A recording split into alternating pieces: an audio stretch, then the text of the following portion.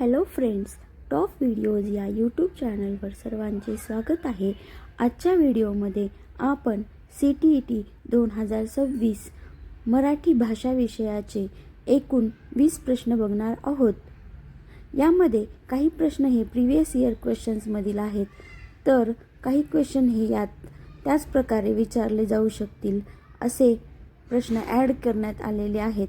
हे प्रश्न पेपर 1 व पेपर 2 साठी अतिशय महत्त्वाचे आहेत.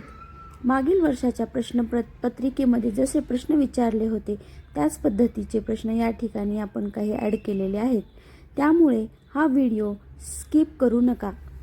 यातील प्रश्नांचा येणाऱ्या परीक्षेत नक्की उपयोग होणार आहे. या चॅनलवर नवीन असाल तर टॉप व्हिडिओज या चॅनलला सबस्क्राईब करून ठेवा, म्हणजे आपल्याला नवीन व्हिडिओज पाहता येतील. प्रश्न पहिला आहे, भाषेच्या संदर्भात रचनावाद म्हणजे कन्स्ट्रक्टिव्हिजम म्हणजे काय? ऑप्शन्स दिलेले आहेत. ऑप्शन ए, विद्यार्थी नियमांचे पाठांतर करून भाषा शिकतात. ऑप्शन बी, विद्यार्थी स्वतःच्या पूर्वज्ञानाच्या आधारे आणि अनुभवातून नवीन ज्ञान तयार करतात. ऑप्शन सी, शिक्षकांचे अनुकरण करून भाषा शिकणे. ऑप्शन डी, केवळ पाठ्यपुस्तकावर आधारित शिक्षण. यामध्ये आपल्याला विचारलेला क्वेश्चन आहे, रचनावाद म्हणजे काय? तर याचे योग्य उत्तर असेल ऑप्शन क्रमांक बी, विद्यार्थी स्वतःच्या पूर्वज्ञानाच्या आधारे आणि अनुभवातून नवीन ज्ञान तयार करतात. रचनावादामध्ये असे म्हणले जाते की विद्यार्थी निष्क्रिय नसून ते त्यांच्या अनुभवातून ज्ञानाची निर्मिती करत असतात. यानंतरचा प्रश्न क्रमांक 2, स्कॅफोल्डिंग या शब्दाचा अर्थ काय? आपल्याला या ठिकाणी ऑप्शन दिलेले. ऑप्शन ए, मुलांच्या चुकांवर दंड आकारणे. ऑप्शन बी, मुलाला नवीन कौशल्य शिकताना तात्पुरती मदत करणे. ऑप्शन सी, मुलाला पूर्णपणे त्याच्या हालचालीवर सोडून देणे. ऑप्शन डी, शिक्षकांचे कठोर नियंत्रण. तर स्कॅफोल्डिंग या शब्दाचा अर्थ विचारलेला आहे. या प्रश्नाचे योग्य उत्तर असेल ऑप्शन क्रमांक बी, मुलाला नवीन कौशल्य शिकताना तात्पुरती मदत करणे. लेव वायगोत्स्की यांच्या सिद्धांतानुसार मूल जेव्हा एखादी गोष्ट शिकत असते तेव्हा त्याला दिलेली तात्पुरती मदत म्हणजे स्कॅफोल्डिंग होय. पुढचा प्रश्न आहे, भाषा संपादनासाठी सर्वात महत्त्वाचा घटक कोणता? ऑप्शन ए, समृद्ध भाषिक वातावरण म्हणजे लँग्वेज एन्व्हायरमेंट. ऑप्शन बी, व्याकरण नियमांचे पाठांतर. ऑप्शन सी, शाळेचे शिस्तबद्ध वातावरण. ऑप्शन डी, केवळ पाठ्यपुस्तकांचे वाचन. तर या ठिकाणी आपल्याला भाषा संपादनासाठी सर्वात महत्त्वाचा घटक कोणता ते विचारले आहे, म्हणजेच लँग्वेज ॲक्विजिशनसाठी महत्त्वाचा घटक कोणता? तर या प्रश्नाचे योग्य उत्तर असेल ऑप्शन क्रमांक ए, समृद्ध भाषिक वातावरण. मूल सहजपणे भाषा तेव्हाच शिकते जेव्हा त्याच्या सभोवताली समृद्ध भाषिक वातावरण असते. म्हणून समृद्ध भाषिक वातावरण हा भाषा संपादनासाठी सर्वात महत्त्वाचा घटक मानला जातो. प्रश्न क्रमांक 4, वाचन कौशल्यामध्ये स्कॅनिंग म्हणजे काय? ऑप्शन ए, संपूर्ण परिच्छेद काळजीपूर्वक वाचणे. ऑप्शन बी, एखाद्या विशिष्ट माहितीचा शोध घेण्यासाठी वेगाने वाचणे. ऑप्शन सी, केवळ मनोरंजन म्हणून वाचणे. ऑप्शन डी, शब्दांचा उच्चार शिकण्यासाठी वाचणे. तर या ठिकाणी आपल्याला वाचन कौशल्यामध्ये स्कॅनिंग म्हणजे काय विचारले आहे. तर या प्रश्नाचे योग्य उत्तर आहे ऑप्शन क्रमांक बी, एखाद्या विशिष्ट माहितीचा शोध घेण्यासाठी वेगाने वाचणे म्हणजेच स्कॅनिंग होय. जेव्हा आपण एखादी विशिष्ट तारीख, नाव किंवा आकडा शोधण्यासाठी मजकूर नजरेखालून घालतो त्याला स्कॅनिंग असे म्हणतात. प्रश्न क्रमांक 5. विद्यार्थ्यांच्या लेखनातील चुका दुरुस्त करण्याचा सर्वोत्तम मार्ग कोणता? Option A. लाल पेनाने सर्व चुकांवर फुली मारणे. Option B. चुकीचे शब्द 5-5 वेळा लिहायला सांगणे. Option C. विद्यार्थ्याला चुकांची जाणीव करून देऊन त्याला स्वतः दुरुस्त करण्याची संधी देणे. Option D. चुकांकडे पूर्णपणे दुर्लक्ष करणे. तर या ठिकाणी विद्यार्थ्यांच्या लेखनातील चुका दुरुस्त करण्याचा सर्वोत्तम मार्ग विचारलेला आहे. तर या प्रश्नाचे योग्य उत्तर असेल ऑप्शन क्रमांक सी. विद्यार्थ्याला चुकांची जाणीव करून देऊन त्याला स्वतः दुरुस्त करण्याची संधी देणे. मुलांनी स्वतःच्या चुका ओळखणे आणि त्या सुधारणे हे शिकण्याच्या प्रक्रियेचा एक भाग आहे. प्रश्न क्रमांक 6. नोम चॉमस्की यांच्या मते मुलांमध्ये भाषा शिकण्याची क्षमता कशी असते? Option A. ती सामाजिक अनुभवातून येते. Option B. ती उपजत इनेट असते. Option C. ती केवळ अनुकरणाने येते. Option D. ती प्रशिक्षणाने विकसित होते. तर या ठिकाणी मुलांमध्ये भाषा शिकण्याची क्षमता कशी असते हे नोम चॉमस्की यांच्या मते विचारलेले आहे. या प्रश्नाचे योग्य उत्तर आहे ऑप्शन क्रमांक बी. चॉमस्कीच्या मते मानवी मेंदूत लँग्वेज ॲक्विजिशन डिव्हाइस म्हणजेच लॅड असते, ज्यामुळे मुले उपजतपणे भाषा शिकू शकतात. प्रश्न क्रमांक 7. समावेशक वर्गात भाषेच्या शिक्षकाची भूमिका काय असावी? आपल्याला या ठिकाणी खूप महत्त्वाचे असे प्रश्न आपण घेतलेले आहेत. ऑप्शन क्रमांक ए. केवळ हुशार विद्यार्थ्याकडे लक्ष देणे. Option B. अपंग विद्यार्थ्यांकडे दुर्लक्ष करणे. Option C. प्रत्येक विद्यार्थ्याच्या गरजेनुसार लवचिक अध्यापन पद्धती वापरणे. Option D. वर्गात फक्त एकाच पद्धतीचा वापर करणे. तर आपल्याला या ठिकाणी समावेशक वर्गात भाषेच्या शिक्षकाची भूमिका काय असावी हे विचारले आहे. तर याचे उत्तर आहे ऑप्शन क्रमांक सी. प्रत्येक विद्यार्थ्याच्या गरजेनुसार लवचिक अध्यापन पद्धती वापरणे. समावेशक वर्गात विविध क्षमतांची मुले असतात. काही अपंग असतात, काही हुशार असतात, काही कमी हुशार असतात. त्यामुळे शिक्षकांनी बहुसंवेदी पद्धती वापरणे आवश्यक आहे, म्हणजेच मल्टीसेन्सरी पद्धती वापरावी. प्रश्न क्रमांक 8. ऐकणे, बोलणे, वाचणे आणि लिहिणे ही कौशल्ये कशी शिकवली जावीत? ऑप्शन्स दिलेले आहेत. Option A. एकामागून एक क्रमाने. Option B. एकमेकांपासून स्वतंत्रपणे. Option C. एकात्मिक स्वरूपात म्हणजे इंटिग्रेटेड मॅनर. Option D. केवळ पाठांतरातून. तर आपल्याला ऐकणे, बोलणे, वाचणे आणि लिहिणे ही कौशल्ये कशी शिकवली जावीत हे विचारले आहे. याचे उत्तर असेल ऑप्शन क्रमांक सी. तर एकात्मिक स्वरूपात. भाषिक कौशल्ये एकमेकांशी संबंधित असतात, त्यामुळे ती एकात्मिक पद्धतीने शिकवणे प्रभावी ठरते. भाषिक कौशल्ये ऐकणे, बोलणे, वाचणे आणि लिहिणे ही आहेत, ती एकात्मिक स्वरूपात शिकवली जावीत. प्रश्न क्रमांक 9. व्याकरण अनुवाद पद्धतीचा मुख्य दोष काय? तर या ठिकाणी ऑप्शन्स दिलेले आहेत. Option A. ती शब्दाच्या अर्थावर भर देते. Option B. यामुळे संवाद कौशल्याचा विकास होत नाही. Option C.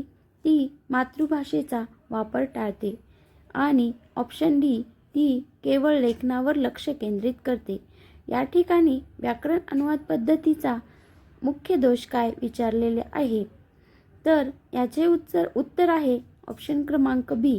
यामुळे संवाद कौशल्याचा विकास होत नाही.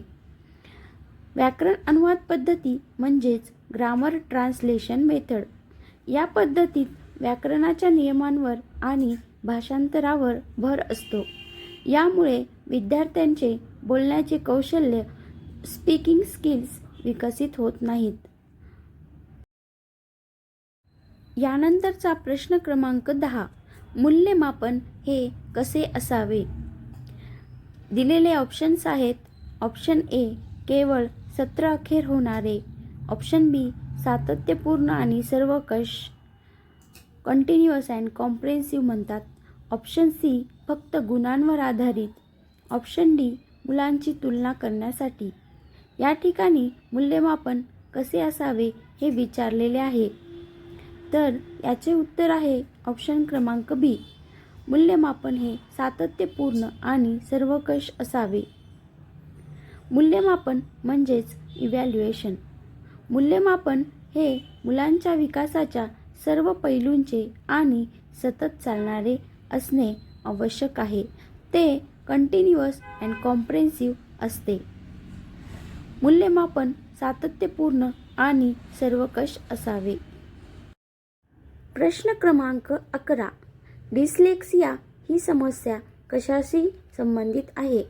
ऑप्शन ए लेखन विकार, ऑप्शन बी वाचन विकार, ऑप्शन सी गणितीय विकार, ऑप्शन डी वर्तणुकीचा विकार. या ठिकाणी आपल्याला डिस्लेक्सिया ही समस्या कशाशी संबंधित आहे ते विचारले आहे.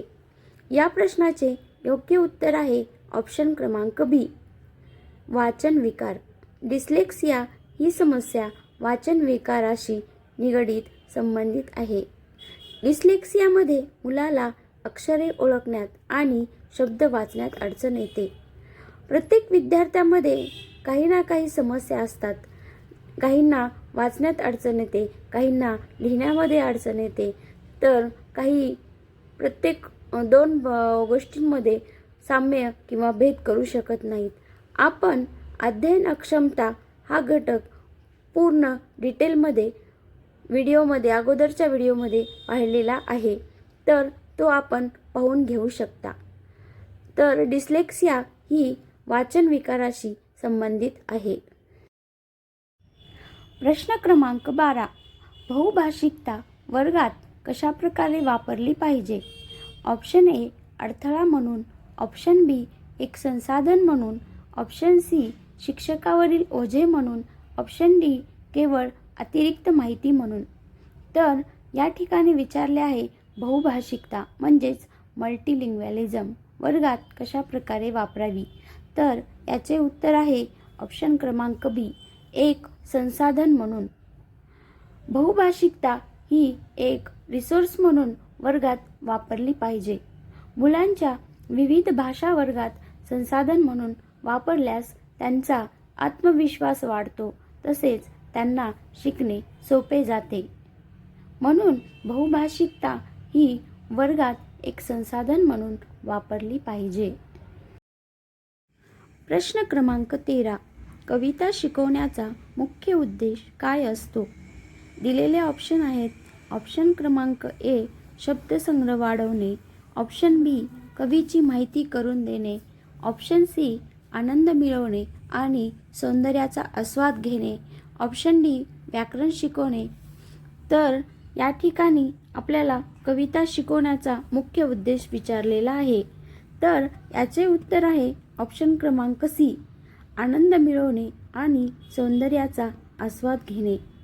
कविता ही रसास्वादासाठी असते, तसेच भावनेच्या अभिव्यक्तीसाठी कविता शिकवलेली असते. त्यामुळे कविता शिकवण्याचा मुख्य उद्देश हा आनंद मिळवणे तसेच सौंदर्याचा आस्वाद घेणे हा असतो. प्रश्न क्रमांक 14. भाषेच्या वर्गात गोष्ट सांगणे या तंत्राचा उपयोग का केला जातो?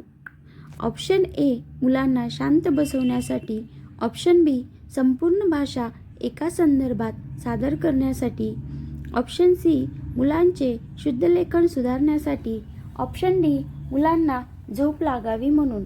तर या ठिकाणी आपल्याला भाषेच्या वर्गात गोष्ट सांगणे या तंत्राचा उपयोग का केला जातो हे विचारले आहे.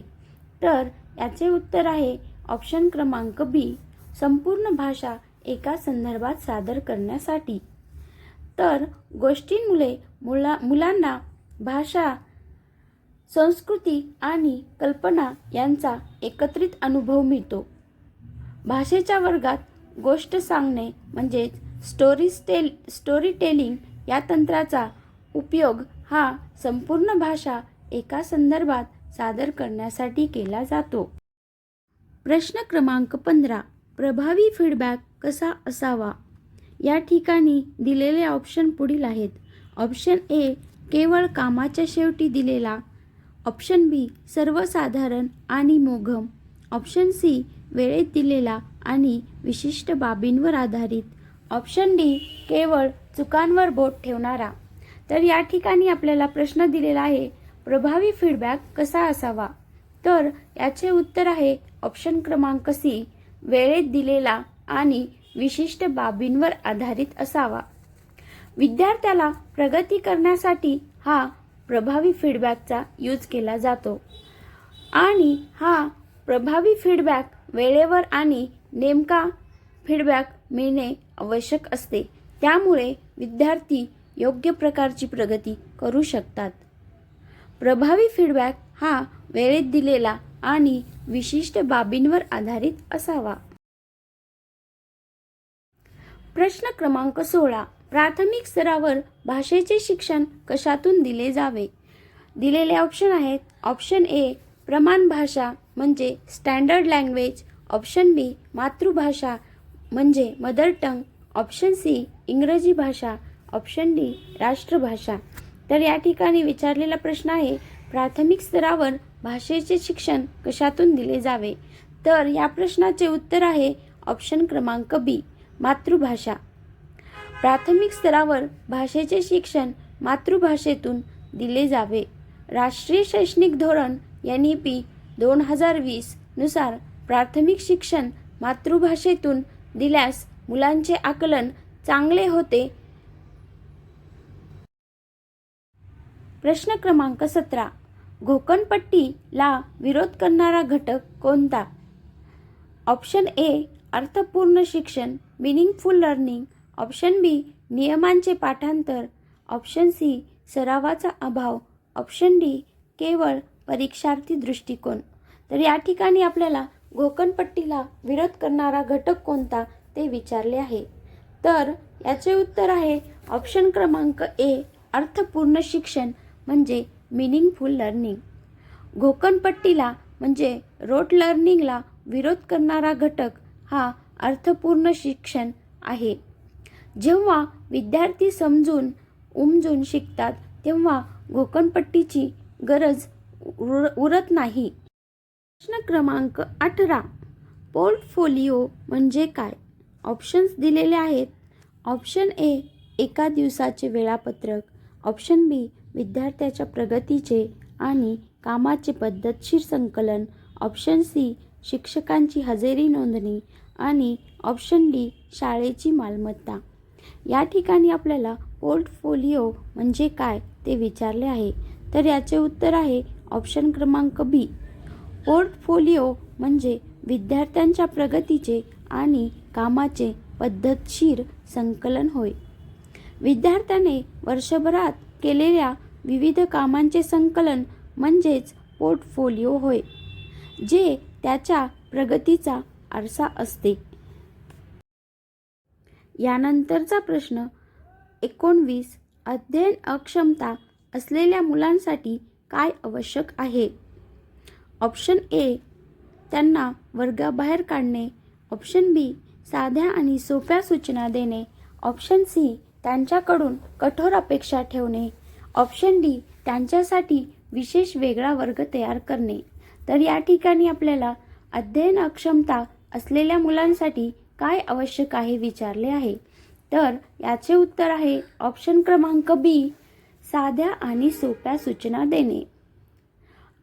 लर्निंग डिसॅबिलिटीज असलेल्या मुलांना समजेल अशा सोप्या पायऱ्यांमध्ये सूचना दिल्यास ते चांगले शिकू शकतात. प्रत्येक वर्गामध्ये भरपूर विद्यार्थ्यांमध्ये लर्निंग डिसॅबिलिटीज असतात. काहींना वाचण्याची अडचण असते, काहींना लिहिण्यासाठी अडचण असते. प्रत्येक एक्झाममध्ये लर्निंग डिसॅबिलिटीज म्हणजे अध्ययन अक्षमता या घटकावर 2 ते 3 प्रश्न विचारलेले असतात आणि अध्ययनक्षमता हा घटक आपण डिटेलमध्ये अगोदर व्हिडिओमध्ये पाहिलेला आहे, ते आपण पाहून घेऊ शकता. शेवटचा प्रश्न, प्रश्न क्रमांक 20. शिक्षकाने वर्गात प्रश्न का विचारावेत? मुलांना घाबरवण्यासाठी, ऑप्शन बी मुलांचे लक्ष वेधून घेण्यासाठी आणि त्यांच्या पूर्वज्ञानाची चाचणी करण्यासाठी, ऑप्शन सी वेळ घालवण्यासाठी, ऑप्शन डी केवळ शिस्त लावण्यासाठी. तर या ठिकाणी आपल्याला प्रश्न विचारलेला आहे, शिक्षकाने वर्गात प्रश्न का विचारावेत?